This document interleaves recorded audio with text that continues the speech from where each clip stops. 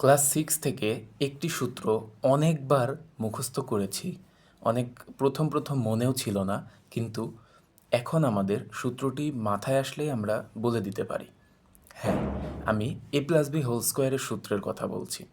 a+b² = a² + 2ab + b²। এটা আমাদের এখন মুখস্থ হয়ে গেছে, কিন্তু সূত্রটি জ্যামিতিকভাবে কিভাবে আসে এটা আমরা অনেকেই জানি, অনেকেই জানি না। তো চলুন আজকে দেখে নেওয়া যাক a+b² এর সূত্রটি আমরা মুখে বলি a² + 2ab + b², কিন্তু এটা কিভাবে হয়, জ্যামিতিক ব্যাখ্যাটি আজকে চলুন দেখে নিই। তাহলে আমরা বের করতে যাচ্ছি a+b² এর সূত্র। a+b² তো a+b² এর সূত্রটি যদি বের করতে চাই, এখানে a এবং b এই দুইটা কিন্তু দৈর্ঘ্য বা প্রস্থ এই ধরনের কিছু। তাহলে আমরা যদি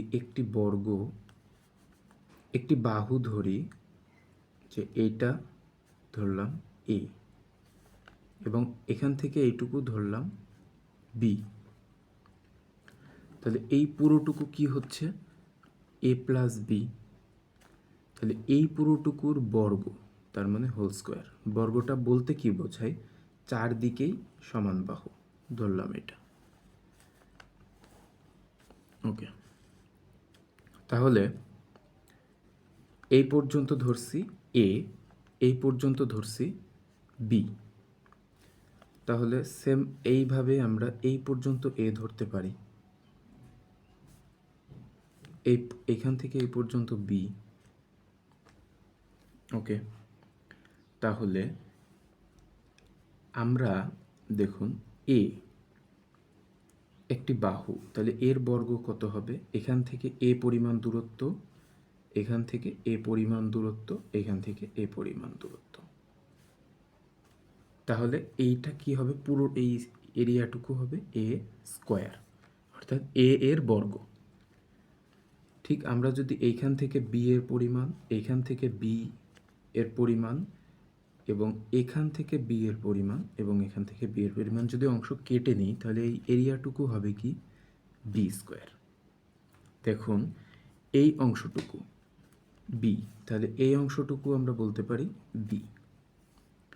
এই অংশটুকু a, তাহলে আমরা বলতে পারি এই অংশটুকু a।